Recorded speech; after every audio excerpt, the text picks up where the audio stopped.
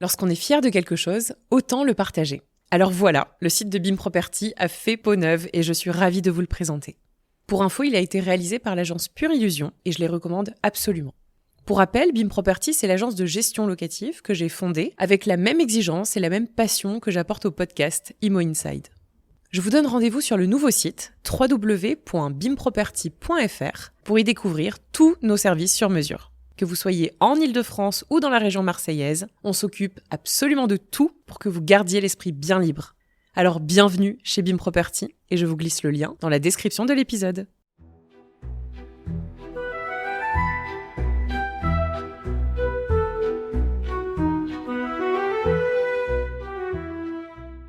Bonjour à toutes et à tous et bienvenue dans ce nouvel épisode d'Imo Inside où je vais mettre à l'honneur une figure incontournable de la gestion de copropriété et des syndics. Il s'agit de Gilles Frémont.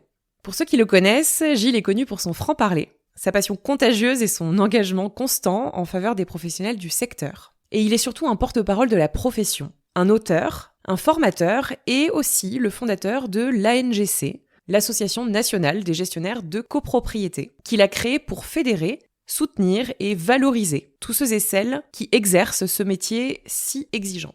Alors dans cet épisode, vous allez entendre parler de quelques rappels de définitions utiles. Qu'est-ce qu'un syndic ? Qu'est-ce qu'un conseil syndical ? Une assemblée générale ? Mais aussi, quelles sont les qualités humaines et professionnelles qui font d'un gestionnaire un super gestionnaire ? Vous allez aussi découvrir ce qui anime Gilles, d'où lui vient cette énergie singulière et comment il a su transformer son engagement personnel en une dynamique collective. Enfin viendra l'annonce du reportage événement effectivement qui sera diffusé sur TF1 ce samedi 17 mai dans le magazine Grand Reportage qui sera consacré à la vie des copropriétaires et au rôle du syndic avec un regard visiblement bienveillant, en tout cas on le souhaite. Vous l'aurez compris, je vais vous laisser écouter cet épisode plein d'authenticité, de pédagogie et aussi d'inspiration. Alors je vous souhaite à tous et à toutes une bonne écoute sur Imo Inside. Le problème. La porte au plafond, là. C'est ça Non mais j'anticipe. Si vous voulez faire un deuxième étage, paf, vous pouvez parce qu'il y a déjà une porte pour y accéder. Qu'est-ce qui se passe? Un problème de chauffage? Oui, le brûleur est foutu. Ah, monsieur Van Coxis, je suis pas architecte, moi je suis carreleur. Dites carreler, je carrelle. Carreler, j'arrive pas. Cette petite bicoque sans prétention, d'accord, mais elle est très bien conçue, on a passé une soirée formidable. Alors bonjour. C'est le proprio. Pas de pierre, pas de construction. Pas de construction, pas de palais. Pas de palais. Pas de palais. Bonjour Gilles. Bonjour Cécile. Comment vas-tu ? Ça va et toi ? Écoute, ça va très bien. Je suis ravie d'être avec toi aujourd'hui et de visiter d'ailleurs pour la première fois tes locaux. Écoute, c'est avec plaisir, tu es la bienvenue. Merci, c'est hyper sympa. Tes bureaux sont magnifiques. Je suis très contente d'avoir revu quelques personnes que je connais chez Coraz. Mais aujourd'hui, je suis là exclusivement pour toi et pour permettre aux auditeurs et aux auditrices d'Imo Inside d'en savoir un peu plus sur toi, sur ton parcours. Évidemment, au programme aujourd'hui, quelques notions de copropriété. Je t'en parlais juste avant. Je pense qu'il est essentiel qu'on revienne sur certains termes qui sont propres au monde de la copropriété, qui ne sont pas forcément toujours clairs pour tout le monde. Nous allons évidemment parler de ton actualité, celle de l'ANGC, et je m'empresse de te laisser la parole à mon micro. Et la tradition l'oblige, je vais commencer par la question que je pose à tous mes invités. Je vais te demander de nous dire qui est Gilles Frémont. Écoute, pour une petite bio, rapidement, je suis gestionnaire de copropriété. Hein. C'est le premier mot qui me vient, c'est mon métier. En même temps, c'est aussi une passion. Je pense que tu l'auras deviné. Je suis directeur copropriété également au sein du cabinet Coraz. Donc, c'est un cabinet dans lequel je travaille depuis 21 ans. C'est ma première boîte. Il y a une grosse fidélité. Il y a aussi une part d'attachement et d'affect, hein, puisque la créatrice du cabinet, Françoise Zécry, était la mère d'un ami d'enfance à moi. Et après, écoute, je suis marié, j'ai 45 ans, j'ai 3 enfants, 18 ans, 16 ans, 9 ans. Je suis parisien, pure souche, j'adore ma ville, j'ai grandi dans le 14e arrondissement. Et aujourd'hui, je vis en Seine-et-Marne, dans une maison de campagne. On a 2 chats. Et je suis également président et fondateur de l'ANGC, l'Association nationale des gestionnaires de copropriété. Après, je suis fan de foot, de l'équipe qui joue à Paris, bien sûr. PSG, on peut les citer. Il y a le PFC qui va monter là. On va avoir un deuxième club en Ligue 1 l'année prochaine, normalement. J'étais moi-même un footeur, hein. J'ai joué au foot pendant longtemps quand j'étais jeune. Un niveau, on va dire, plutôt élevé, pas en pro, hein, bien sûr, mais plutôt élevé. J'étais ramasseur de balles au Parc des Princes quand j'avais 12-13 ans. Voilà. Je vais au Parc des Princes encore de temps en temps et je regarde les matchs avec mes enfants, voilà. Et puis alors le petit il joue au foot, je suis de l'autre côté de la main courante maintenant, je vais le voir tous les samedis. J'adore ça, comme le bon papa là qui est là, qui encourage son fils. Et voilà, je pense avoir une vie familiale et professionnelle très très chargée. Est-ce que tu pourrais nous redonner globalement le rôle, les missions d'un syndic, des gestionnaires de copropriété, des syndicats des copropriétaires ? On a tellement un lexique chargé, parfois on s'y perd un peu. Les définitions, le vocabulaire, c'est important et on voit souvent des confusions, notamment dans la bouche des journalistes. Le président du syndic, on voit passer ça souvent, ça n'existe pas. Alors, rapidement, un syndicat de copropriétaires, c'est la personne morale, la communauté des copropriétaires qui a pour mission la conservation et l'administration de l'immeuble. Voilà. Donc c'est comme une société commerciale ou une association. C'est une personne morale dont les membres, les associés, pour reprendre l'image de la société, sont les copropriétaires eux-mêmes. Le copropriétaire, c'est la personne donc physique ou morale qui est propriétaire d'un lot dans l'immeuble et qui est donc membre du syndicat des copropriétaires. Ensuite, on a le conseil syndical. Le conseil syndical, c'est un petit groupe de quelques copropriétaires qui a pour mission d'assister et de contrôler la gestion du syndic. Donc, ils sont bénévoles. Quand on fait des présentations de notre métier dans les salles de classe auprès des étudiants, je leur donne pour l'image, conseil syndical, c'est un peu comme si c'était les délégués de classe. Donc ils sont bénévoles et ils font le relais entre ce qui se passe à l'immeuble et le syndic. Et il est complémentaire du syndic, il est partenaire du syndic. C'est pas un contre-pouvoir, comme on peut l'entendre des fois de la part de certaines personnes qui voudraient nous monter les uns contre les autres. On y reviendra, je pense. Et ensuite, on a le syndic de copropriété. Le syndic de copropriété, c'est celui qui exécute les décisions de l'Assemblée générale, qui gère le quotidien de l'immeuble, les petits dépannages, qui passe les ordres de service. Alors il peut être professionnel, ce qui est le cas dans la plupart du temps. 90% des immeubles sont gérés par des syndics professionnels. Et il peut être non professionnel, rémunéré ou pas rémunéré. S'il n'est pas rémunéré, il est bénévole. Mais ça, c'est assez rare, et généralement, c'est un copropriétaire qui s'y colle. C'est assez rare. Et pour revenir au conseil syndical, le conseil syndical élit au sein de ses membres un président du conseil syndical, voilà, qui a pour rôle un peu d'animer, d'être un peu le moteur de ce conseil syndical, et qui souvent est l'interlocuteur privilégié du syndic. Donc le syndic, pour en revenir au syndic, c'est le titulaire de la carte syndic délivrée par la chambre de commerce. Il est le représentant légal, le mandataire du syndicat des copropriétaires, et également son administrateur de biens, il gère ses affaires. Et le syndic, titulaire de la carte, au titre de son métier, est gestionnaire de copropriété, puisqu'il gère des copropriétés.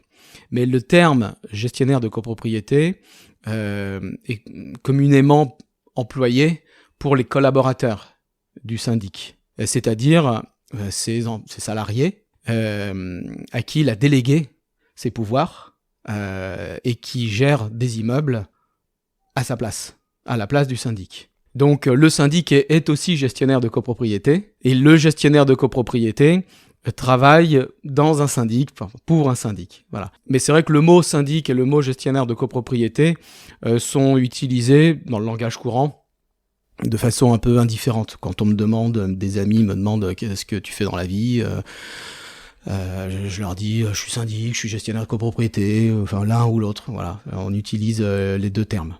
Et au niveau de l'élection ou la désignation, je sais pas quel est le terme exact, tout ça, ça se passe en assemblée générale du coup ? Tout à fait. L'assemblée générale qui a lieu une fois par an obligatoirement. Après, il peut y avoir des assemblées supplémentaires pour des questions un peu diverses. Mais il y a obligatoirement une assemblée générale par an qui prend des décisions en termes de travaux, ravalement, vote du budget de fonctionnement de l'immeuble, approbation des comptes et élection. C'est une élection, hein. Il y a un vote avec des règles de majorité. Et donc c'est une élection, il peut y avoir plusieurs candidats, donc une forme de concours du syndic donc et des membres du conseil syndical. Les deux sont élus. On dit généralement que l'assemblée générale est l'organe de décision, que le conseil syndical est l'organe d'assistance et de contrôle et de consultation, et que le syndic est l'organe d'exécution et de gestion. Ok, c'est clair. J'avais une question qui me venait en t'écoutant. Est-ce que tu constates qu'on est toujours sur des personnes plutôt d'un certain âge qui se présentent pour être président, ou est-ce que tu te rends compte que finalement de plus en plus de jeunes ont envie de s'investir aussi dans cette mission ? Je ne dirais pas qu'il y a de plus en plus de jeunes qui s'investissent. Déjà, de base, ça c'est statistique, la majorité des propriétaires, en tout cas surtout à Paris, là où je travaille, ont plus de 65 ans. Donc déjà, parmi la population des propriétaires, c'est plutôt des personnes âgées. Après, les missions dévolues au conseil syndical exigent quand même d'avoir un petit peu de temps devant soi. Parce que assister et contrôler la gestion du syndic, surtout si on est dans un immeuble d'une taille un peu importante, faut quand même avoir un peu de temps et d'énergie. Donc c'est vrai que c'est plutôt des personnes, des propriétaires retraités, ou jeunes retraités, si tu veux, qui se proposent pour s'investir dans la vie de la collectivité, parce que ça reste du bénévolat, comme si on était membre d'une association et à but non lucratif. C'est pareil, c'est vraiment du temps que ces copropriétaires donnent dans l'intérêt général.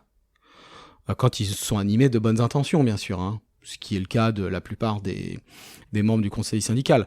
Après, on a aussi des jeunes, en tout cas des personnes actives, qui se présentent au conseil syndical. Il n'y a pas de règles.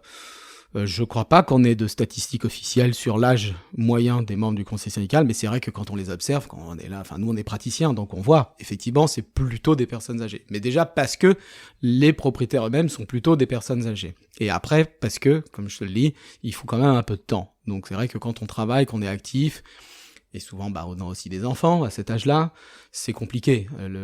Toute la journée on travaille, le soir on rentre à la maison, on est crevé, on s'occupe des enfants, s'occuper en plus de l'immeuble. Techniquement, on manque un peu de temps. Alors, passons à ton parcours. Je voudrais savoir ce qui t'a motivé à devenir syndic de copropriété. Et concernant la NGC, je voudrais également savoir comment tout ça a démarré. Comment un jour peut-on penser à créer une association qui regrouperait justement le plus possible de gestionnaires de copropriété et leur permettre de s'exprimer, d'échanger et de valoriser leur métier, ce qui est finalement une grande première dans le monde de la copropriété. Si je ne dis pas de bêtises, vous êtes les seuls à la NGC à promouvoir le métier de gestionnaire de copropriété.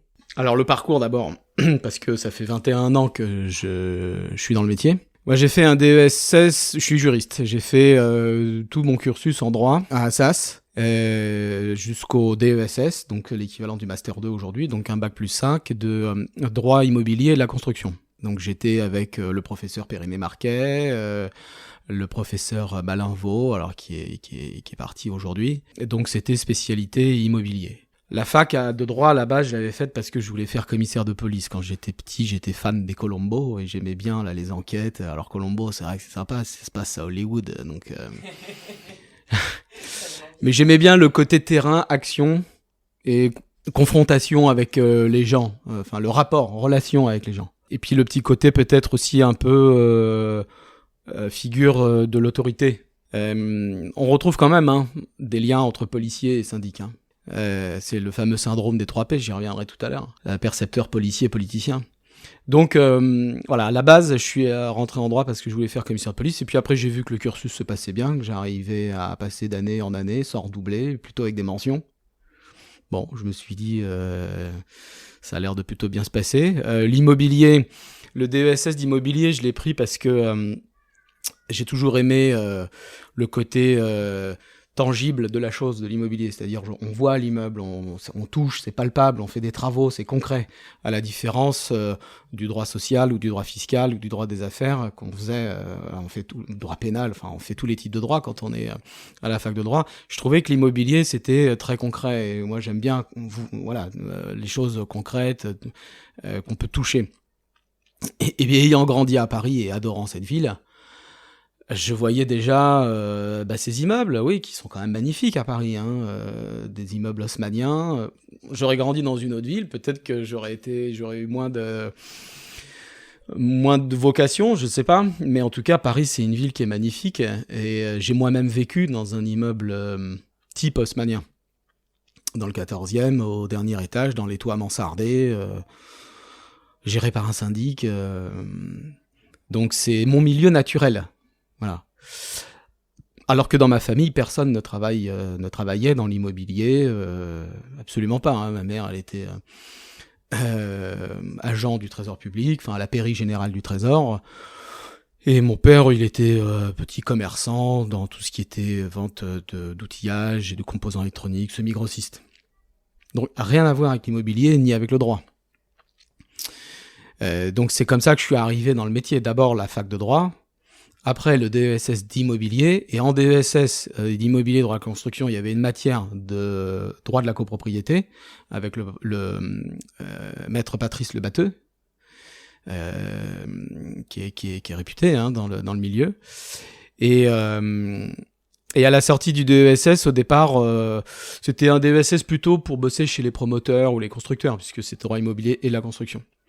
Mais en 2003, il y avait une crise déjà de la promotion, donc il y avait très peu d'embauches. Et donc je me suis tourné vers les métiers de la gestion. Et là c'est un peu par entonnoir. Il y a gestion locative, gestion copro. J'ai tout de suite plutôt opté pour la gestion de copropriété parce que je trouvais ça beaucoup plus large en termes de matière, de connaissances et de discipline.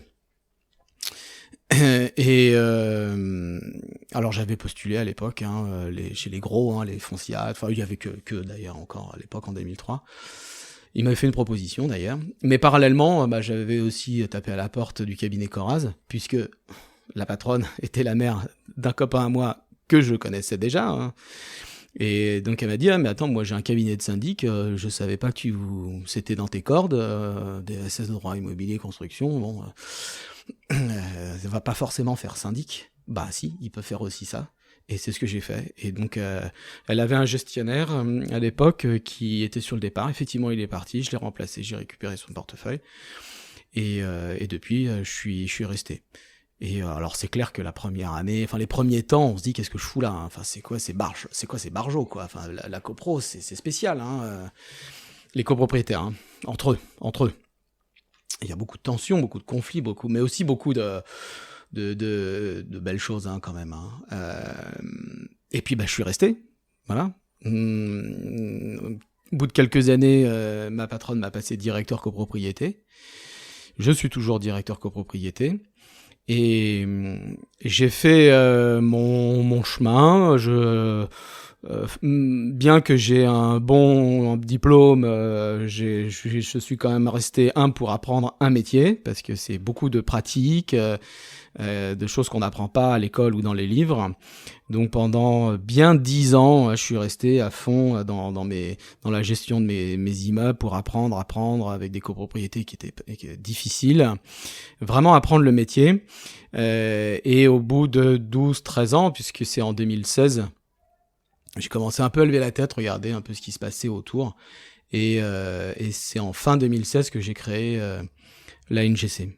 Alors, qu'est-ce que la NGC pour les auditeurs et les auditrices d'Imo Inside qui ne connaissent pas ? Alors, c'est une association, ANGC, ça veut dire Association Nationale des Gestionnaires de Copropriété. C'est une association à but non lucratif, loi 1901, classique, qui a pour mission, c'est marqué dans les statuts, noir sur blanc, de promouvoir le métier de gestionnaire de copropriété, le métier de syndic. Là aussi, on utilise le terme indifféremment. On parle pas d'un statut, salarié ou non salarié, patron ou quoi. On parle d'un métier, on parle de praticien. Les membres de notre association sont des praticiens. Donc ils sont salariés ou chefs d'entreprise. C'est mélangé chez nous. On n'est pas du tout sur ce clivage-là. On est vraiment sur le métier. Et à l'époque, j'avais observé un certain nombre de choses qui m'interpellaient quand même. Le métier, dont l'image était plutôt dégradée, plutôt critiquée, que ce soit dans les médias, il y avait déjà du syndic bashing, il y avait déjà des associations de consommateurs style l'ARC qui tapaient sur les syndics. Je voyais aussi que les politiques s'y mettaient, puisqu'on sortait de la loi Allure en 2014, qui a imposé notamment la mise en concurrence du syndic obligatoire, même si les copropriétaires n'ont pas envie de changer de leur syndic. Le législateur leur demande quand même de faire une mise en concurrence. Je trouve ça ubuesque et assez humiliant pour le syndic, parce qu'on s'inscrit dans une relation de confiance très intuitu personné au niveau de nos mandats avec les copropriétaires. Donc c'était vraiment hors de propos. Le plafonnement des honoraires d'état daté, voilà. Alors après, il y a une histoire qui explique il y a eu des dérives par le passé, bien sûr, des abus, même des scandales de certains syndics, mais qui, sans vouloir minimiser, il faut recontextualiser, les syndics dans les années 60, 70, la société en général était différente. À l'époque, on fumait sur les plateaux télé, il n'y avait pas la ceinture de sécurité, on faisait de la moto sans casque, enfin c'était vraiment une autre époque. Mais il n'empêche qu'il y a quand même des choses qui se sont faites qui n'étaient pas légales. Voilà. Et aujourd'hui, je ne peux pas dire que les syndics soient encore tous blancs comme neige. Même si c'est pas du tout dans les mêmes proportions qu'à cette époque-là. Mais quand même, on ne peut pas faire des lois qui ne font que punir. Voilà. Ou que rabaisser une profession. Et là, on en était un peu là. Et je voyais également qu'il y avait déjà une pénurie de gestionnaires de copropriété, que les jeunes voulaient pas faire ce métier. Enfin, c'est pas qu'ils voulaient pas, c'est qu'ils ne le connaissaient même pas.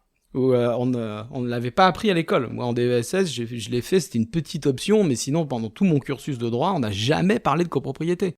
Malheureusement, c'est encore un peu le cas aujourd'hui. Et c'est encore un peu le cas. Donc le but de l'association, c'est aussi de faire promouvoir le métier, c'est-à-dire le faire connaître. Donc je me suis dit, il y a quelque chose à faire pour l'image du métier, pour sa reconnaissance, pour le faire connaître auprès des jeunes, pour changer un peu son image auprès de l'opinion publique, auprès des politiques, auprès des médias même, et en même temps être aussi un peu porte-voix des gestionnaires de copropriété. À cette époque-là, on venait de m'inscrire sur un groupe Facebook que de gestionnaires de copropriété. Un collègue à moi m'avait inscrit sur ce groupe Facebook. Je lui dis, vas-y, qu'est-ce que tu m'as mis sur un groupe Facebook là ? Vas-y. C'est quoi ces conneries ? Puis j'ai regardé, et là j'ai été tout de suite captivé par tous ces échanges nombreux. Déjà, je me suis dit... waouh, il y a plein d'autres gestionnaires copro partout en France comme moi, en fait. Tu parles de Mon Quotidien de Syndic ? Ouais, alors à l'époque, c'était un autre groupe Facebook, mais c'était le même fonctionnement, que des gestionnaires copro dessus, qui échangeaient, qui débattaient, qui se posaient des questions. Il y avait surtout beaucoup d'entraide, qui faisaient part aussi de leurs difficultés, leurs problématiques, les AG le soir, les copropriétaires agressifs, les portefeuilles trop lourds... Et en fait, je me suis dit, mais on a tous les mêmes problèmes, les mêmes difficultés, les mêmes attentes, les mêmes aspirations, mais aussi la même passion pour le métier. Il y a besoin de bienveillance aussi. Et j'ai vu qu'il y avait une forme de communauté professionnelle, propre, vraiment spéciale, gestionnaire de copropriété, qui n'existait pas officiellement, mais par contre, elle existait virtuellement sur ce groupe Facebook. Et je me suis dit, il faut transposer cette communauté professionnelle virtuelle dans la vraie vie. Et dans la vraie vie, ça veut dire créer une association. Alors, on n'a pas créé un syndicat, parce que c'est autre chose, un syndicat professionnel, syndicat salarié, puis c'était pas le but. C'était vraiment une association pour promouvoir le métier. Et derrière le mot promouvoir, après, on peut décliner plein de choses, faire plein de choses. Des actions dans les écoles, des actions politiques, des actions médiatiques. Donc ça, c'était en 2016, Et fin 2016, et on a déposé les statuts en préfecture début 2017, ouais. Et à cette époque-là, quand tu as créé la NGC, est-ce que tu as senti qu'on l'attendait presque, cette association ? T'as senti qu'on t'a suivi ? Ah je l'ai plus que senti, je l'ai constaté. Quand j'ai fait le post, parce que c'est comme ça que ça a démarré sur ce groupe Facebook, je participais beaucoup, j'étais un gros contributeur, j'adore parler copropriété, donc 24 heures sur 24, donc je participais beaucoup. C'est une sorte de forum de discussion, un groupe Facebook.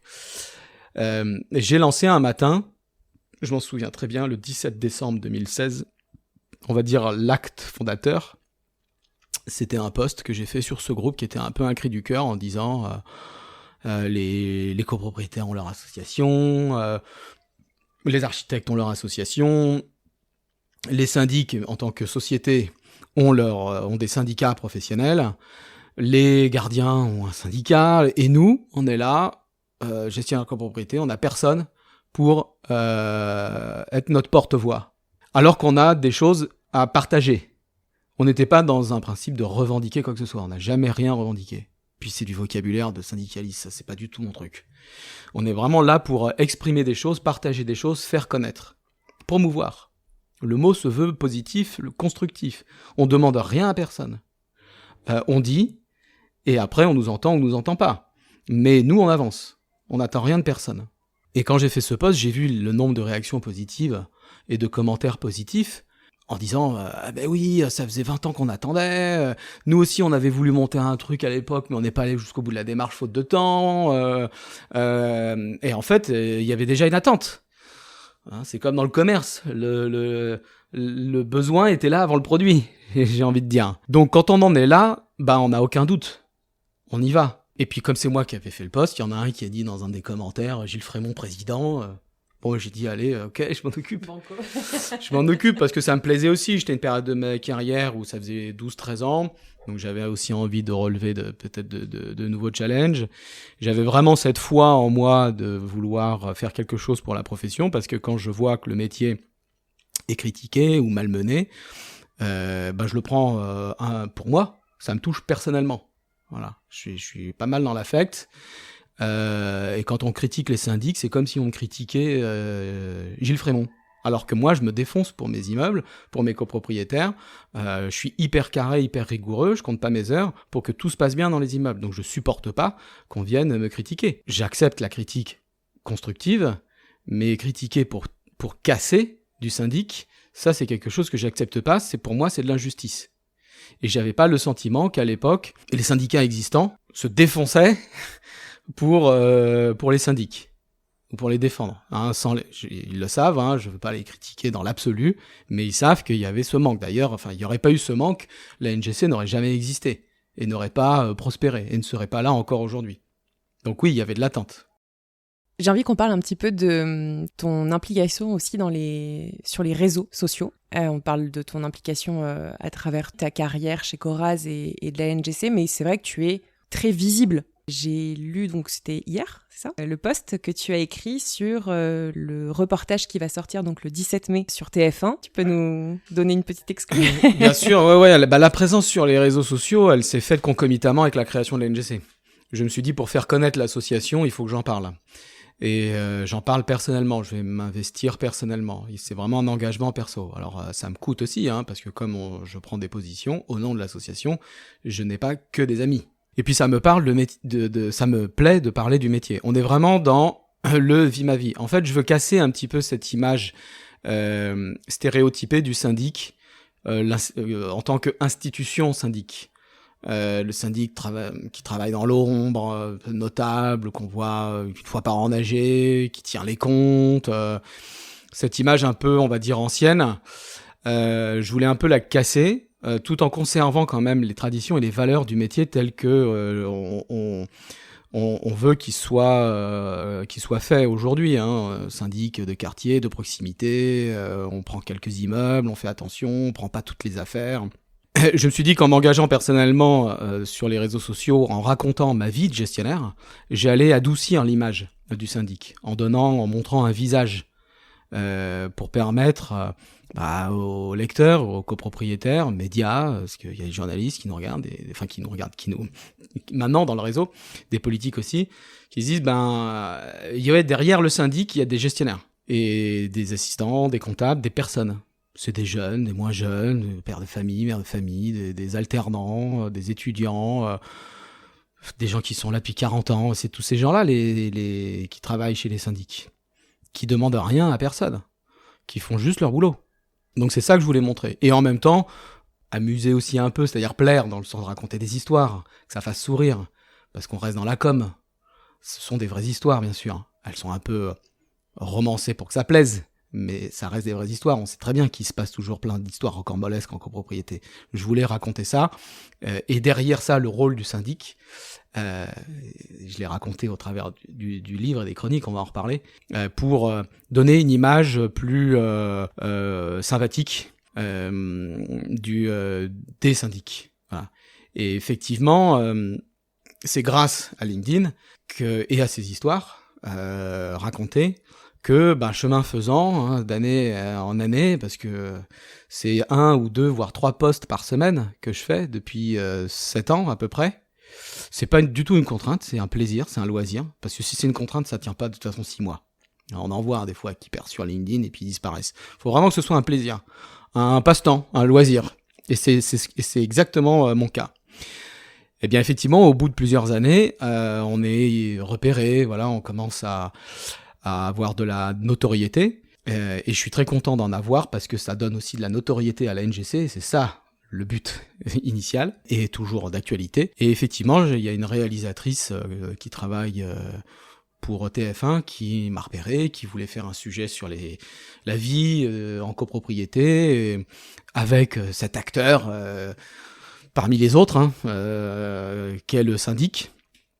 Cet acteur un peu clé, pivot, professionnel, qui en a fait son métier. Et elle m'a contacté et elle m'a suivi pendant 1 an. Elle a suivi d'autres copropriétés aussi, une à Rouen et une à Saint-Tropez, pour faire 3 histoires en parallèle qui montrent la vie des copropriétés, des copropriétaires, avec ce syndic qui est là, présent sur le terrain, parce qu'on vit avec eux, on vit avec les copropriétaires. J'ai envie de dire 24 heures sur 24, peut-être pas, mais presque. Donc on est aussi cet acteur. D'ailleurs, dans les chroniques que je raconte, je caricature un peu gentiment les copropriétaires, mais aussi les entreprises et aussi le syndic. Je fais aussi de l'autodérision, parce qu'on fait partie aussi de ce théâtre, on fait partie aussi de cette grande pièce, cette grande comédie humaine, de façon professionnelle. Vu par quelqu'un de l'extérieur, le syndic, il fait partie, il est là, il est avec les copropriétaires. En AG, on est avec eux, sauf qu'on est assis en face, mais on est dans le même décor, quoi. Et effectivement, ce reportage sortira là le 17 mai, donc j'espère qu'il donnera une image bienveillante, neutre en tout cas, des syndics au grand public, parce que le grand reportage, c'est quand même une émission qui est une institution, ça existe depuis 30 ou 40 ans, et qui s'adresse vraiment au grand public. C'est après le JT de 13h, le samedi et le dimanche. A priori, tu vas avoir un petit peu de monde qui va te regarder. Ouais. Et c'est vrai qu'on était habitué à voir des reportages télé sur les copropriétés, sur les syndics plutôt anti-syndics. Et c'est vrai que le syndic est un bon client pour faire du sensationnel. Parce qu'il représente... parce que par le passé, j'en ai parlé tout à l'heure, il y a eu des scandales, il y a toujours... des petits abus, des syndics qui grattent au niveau des facturations, mais bon, comme dans tous les métiers, il y a des brebis galeuses, des gens qui malhonnêtes, donc pourquoi faire un focus sur les syndics? C'est ce syndic bashing contre lequel vraiment on veut se battre. Et après, le syndic, il faut bien comprendre qu'il représente quelque part l'autorité dans l'immeuble. Je parlais du syndrome des 3P, j'en reparle maintenant. Il souffre du syndrome des 3P. Percepteur, puisque c'est lui qui appelle les charges et qui fait le recouvrement. Si un copropriétaire paye pas, le syndic la signe au tribunal. Donc c'est clair qu'il n'a pas le rôle sympa. Je suis pas le mec sympa, je suis pas agent immobilier, je suis le syndic. Je dis non souvent aux copropriétaires, parce que je défends l'intérêt général. Donc le copropriétaire, c'est pas un client, dans le sens je vous fais plaisir. Le copropriétaire, c'est un copropriétaire. Donc percepteur, policier, parce que je fais respecter le règlement de copropriété et la loi. Donc pareil, je vais mettre en demeure un copropriétaire qui va installer une parabole sur son balcon. Alors ça se fait plus trop les paraboles, mais bon, c'est qui va modifier la couleur de ses fenêtres. Bon, il n'a pas le droit de le faire sans l'accord de l'Assemblée Générale. Je vais lui envoyer une mise en demeure. S'il est pas content, c'est pareil. Et s'il remplace pas ses fenêtres, je la signe au tribunal. Donc oui, je suis pas le gentil. Mais les autres copropriétaires attendent de leur syndic qu'ils remplissent ce rôle du méchant policier qui fait respecter le règlement de copropriété. Et puis le 3e P, politicien, parce que on a un mandat électif comme un politicien, comme un maire, D'ailleurs, historiquement, les syndics, c'était les maires sous l'Ancien Régime. On gère les intérêts d'une collectivité. Et dans cette collectivité, c'est les individus qui forment cette collectivité qui votent pour nous. Donc on est quand même obligé d'avoir un discours de politicien vis-à-vis d'eux, pour quand même qu'ils votent pour nous. Mais j'ai envie de dire, on fait pas de clientélisme. Si on gère correctement l'immeuble, dans l'intérêt de la copropriété, c'est-à-dire qu'il est bien entretenu, qu'il est propre, que les travaux sont bien faits, que la comptabilité est tenue carrée, que l'assemblée générale a lieu et qu'elle se passe bien, il n'y a aucune raison de perdre l'immeuble. Donc on peut être impopulaire, ça ne veut pas dire que les copropriétaires ne seront pas satisfaits et qu'ils voteront pas pour nous. Moi, en assemblée générale, on renouvelle mon mandat chaque année à l'unanimité. Pourtant, je fais pas toujours plaisir aux copropriétaires, pris individuellement. Donc on l'assume, cette image. Et je pense qu'il faut l'assumer. Et c'est en l'assumant, sachant qui on est réellement, ce rôle un peu d'autorité, dans le bon sens du terme, et que on sortira un peu de cette crise d'identité, de savoir qui on est, qui sont les syndics. Non, voilà, je viens de le dire, qui on était. Et à partir de là, on n'aura pas de problème. Voilà. Après, il faut quand même mener des actions positives dans les médias, notamment, pour quand même parler de nous. Voilà. On peut pas se contenter de dire je suis le méchant et passer votre chemin. Non. Il faut quand même communiquer sur ce qu'on fait, sur notre rôle, sur ce qui est dans nos prérogatives, ce qui ne l'est pas, ce qu'on ne peut pas faire. On peut pas gérer le privatif, on peut pas gérer un conflit entre deux voisins. On n'est pas le concierge de l'immeuble, on n'est pas l'architecte non plus de l'immeuble. Pour ça, faut qu'il paye d'autres prestataires. On est un peu chef d'orchestre, même beaucoup chef d'orchestre, mais on ne peut pas tout faire et pas pour un certain prix non plus. On n'est pas une machine à répondre aux mails. On est aussi des humains, donc on peut pas. On a forcément aussi des réactions quand on se fait un peu crier dessus. Voilà, donc tout ça il faut le dire, il faut l'expliquer, et je pense qu'à partir de là, ça ira mieux. Selon toi, quelles sont les qualités que doivent avoir un gestionnaire de copropriété ? C'est une question qu'on pose souvent sur le groupe Facebook, justement, Bon Quotidien de Syndic, où on est 7000 gestionnaires aujourd'hui dessus, donc c'est un groupe qui est hyper actif et très bienveillant, avec beaucoup d'entraide. Et de temps en temps, je fais des petits sondages, je leur demande, selon vous, je m'adresse à vous les gestionnaires, quelles sont les qualités humaines et les compétences pour être un bon gestionnaire. Alors il y en a pas mal. Déjà, faut être très rigoureux, très organisé. C'est le propre du mot gestionnaire d'ailleurs.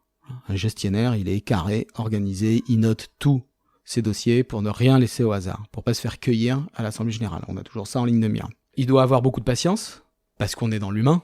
La gestion de l'humain, les conflits, les copropriétaires pas contents, les copropriétaires qui râlent. Et puis ils râlent sur qui ? Ils râlent forcément sur celui qui a les clés, sur lui qui représente un peu cette autorité, ce mur des lamentations que le syndic. Il doit avoir aussi beaucoup d'énergie, parce qu'on est souvent au four et au moulin, entre les visites d'immeubles, les expertises, sinistres, dégâts des eaux, les réunions de chantier. Faut revenir au bureau, on a une assemblée générale, le temps qu'on est sorti, on a déjà 50 mails dans la boîte mail. Alors on fait pas tout seul, on est peut-être des super-héros, mais pas à ce point-là. On a nos assistants, on a nos comptables, généralement on gère en trinôme un portefeuille d'immeubles, donc on n'est pas seul. Mais il n'empêche qu'on est quand même constamment en train de courir, donc il vaut mieux avoir de l'énergie et avoir envie de travailler. Faut aimer les gens, parce que comme on a affaire à eux, et puis on a affaire à des particuliers, c'est du B2C ce qu'on fait, c'est pas du B2B, c'est des copropriétaires particuliers. Quand on fait une visite d'immeuble, qu'on frappe à une porte pour voir si tout se passe bien, c'est potentiellement mamie en robe de chambre qui nous ouvre la porte. C'était déjà arrivé. Oui, non mais... Donc, qui des fois, les copropriétaires tiennent des discours qui sont pas très rationnels. Il y a beaucoup d'émotions, beaucoup de passion, de la colère. Donc, faut aimer les gens. Parce que si on subit, clairement, on tient pas 15 jours dans ce métier. Donc, faut aller vers eux, aller au-devant des problèmes, les anticiper, les soulever soi-même, être force de proposition, de solution. Ça pourrait être le 4e P, prescripteur de solutions, de remèdes. On est un peu le médecin de l'immeuble, le médecin de famille, on préconise, on fait des ordonnances. On écoute aussi, beaucoup d'écoute. Donc ça, ce sont les qualités humaines. Et puis après, il y a les compétences. Quelqu'un qui a toutes ces qualités ne fera pas nécessairement un bon gestionnaire. On est des professionnels, donc il faut aussi bien connaître la loi du 10 juillet 65, dont on fête les 60 ans cette année, qui régit les copropriétés, son décret d'application du 17 mars 67, savoir lire, bien sûr, les règlements de copropriété, qui sont pas toujours très clairs, savoir lire et négocier des contrats, des marchés de travaux.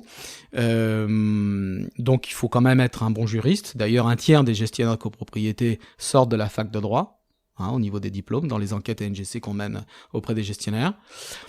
Il faut avoir une appétence pour tout ce qui est travaux, bâtiments, vocabulaire du bâtiment, architecture, pour savoir lire des devis, les expliquer, les restituer en assemblée générale, discuter avec les architectes, les ouvriers sur les chantiers, quand on monte sur un échafaudage, quand on fait des travaux, tout simplement. C'est une grosse partie du travail du syndic, le représentant du maître d'ouvrage.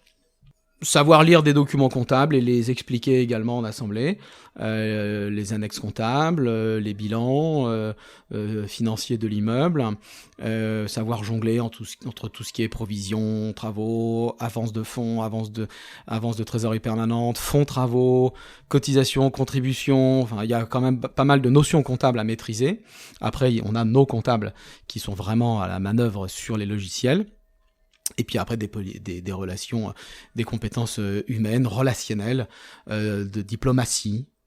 On en revient aux politiciens. Voilà, mais la base du métier, ça reste quand même, et même historiquement, beaucoup de droit. C'est pas un hasard si un tiers des gestionnaires sortent de la fac de droit sont des juristes. Donc ça, c'est vraiment la base. D'ailleurs, le diplôme qu'on a créé à Toulouse, tu as interrogé à Laure Tomarino, c'est un diplôme dédié à la formation du métier de gestionnaire, essentiellement syndic, et c'est la fac de droit. Et ça porte bien son nom d'ailleurs, juriste. Exactement. Copropriété. Exactement. Donc c'est un métier qui est polyvalent, qui est pluridisciplinaire, c'est ce qui fait sa richesse, c'est ce qui fait aussi un petit peu son défaut dans le sens où on ne sait pas trop dans quelle case le ranger, et c'est peut-être aussi pour ça qu'il n'existe aucun cursus. Est-ce qu'on le met dans une école de commerce?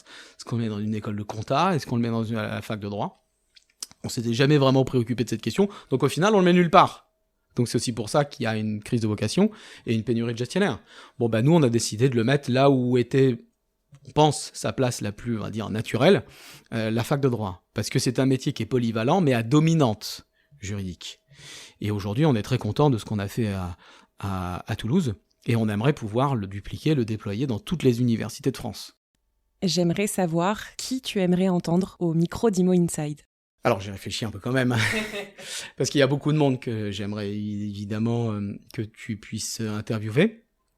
Il me vient le nom de Lionel Cos, le député, que j'apprécie, et que j'aimerais bien que tu interviewes, parce qu'il a beaucoup de choses à dire sur les syndics et la copropriété, parce que je crois que c'est le seul député, en tout cas le premier, ou en tout cas à ce point-là, qu'on a trouvé, qui s'intéresse vraiment aux syndics. Et ce qu'ils font, leurs attentes, leurs difficultés, leurs chiffres, le métier en tant que métier.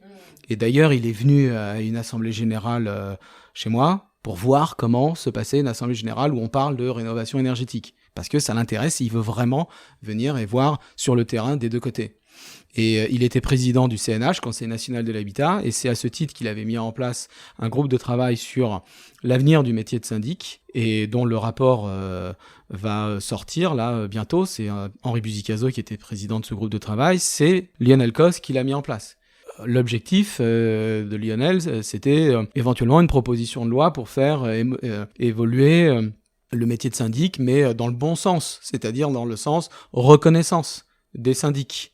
Et pas, comme on l'a toujours connu, et notamment avec la loi Allure, punir le syndic, contrôler le syndic, encadrer le syndic, mettre en concurrence le syndic, parce que c'est ce à quoi on a le droit, pour l'instant, de la part de nos politiques. Aujourd'hui, et j'aime à croire que la NGC y est pour quelque chose, dans ce changement de vision des syndics, de leur image, que demain, les lois en immobilier général, logement en général, ou copropriété en particulier, seront plus objectives et plus neutres et plus rationnelles sur les syndics. Et des députés comme Lionel Cos, il en faudrait clairement beaucoup plus.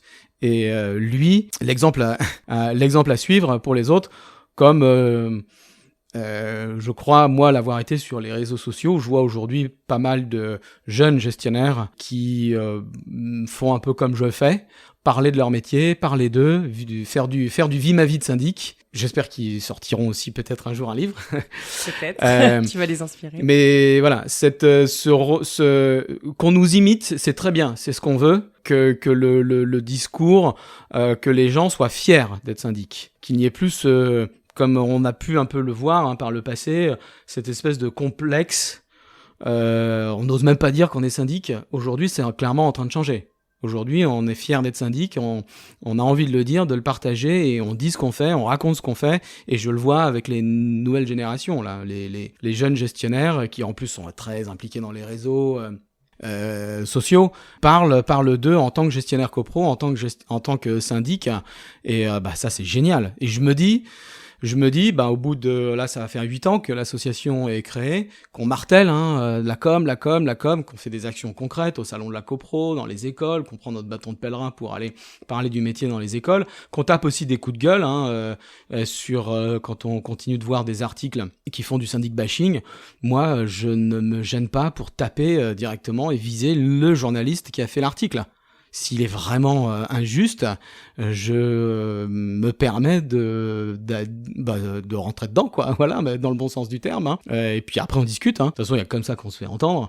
D'abord, faut gueuler, et puis après, on discute. Malheureusement, c'est souvent comme ça que ça se passe. Bon, si ça fonctionne, c'est le principal. Ça fonctionne. Et puis, les procédures qu'on a menées, on n'en a pas parlé, contre des acteurs qui sont arrivés, se sont sentis le droit de se moquer des syndics. On les a attaqués en dénigrement, et on a gagné. Il y a eu des jugements qui les ont condamnés. Donc, beaucoup de syndics nous disent, grâce à vous, grâce à la NGC, on a relevé la tête. Et on se sent vraiment défendu, et on se sent fier, on se sent même valorisé, on se sent fort, on se sent tout simplement respecté. C'est top. Je te remercie beaucoup pour le témoignage que tu as livré sur Imo Inside, et j'espère que tu vas pouvoir indirectement répondre à certaines questions que les auditeurs ont pu se poser sur le syndic ou sur ton propre parcours. On mettra évidemment les liens donc vers ton profil LinkedIn, et on rappellera la date à laquelle sortira le reportage sur TF1 dans lequel tu as donc tourné récemment. Merci pour cette interview, Cécile. Et voilà, c'est la fin de cet épisode passionnant aux côtés de Gilles Frémont. J'espère sincèrement qu'il vous aura permis de mieux comprendre les rouages du métier de gestionnaire de copropriété ou syndic, les valeurs qui animent Gilles et son engagement sans faille à travers l'ANGC pour défendre et valoriser cette profession, souvent mal comprise. Comme d'habitude, si cet échange vous a plu et si vous pensez qu'il peut aider à faire évoluer le regard porté sur ce secteur, alors vous pouvez soutenir le podcast. Likez, commentez, partagez Imo Inside autour de vous, sur vos réseaux, dans vos équipes et auprès de vos proches. Vous le savez, chaque écoute contribue à donner plus de visibilité à Imo Inside, et je compte vraiment sur vous. Merci à toute ma communauté pour votre fidélité, et je vous dis à très vite pour un prochain épisode sur Imo Inside.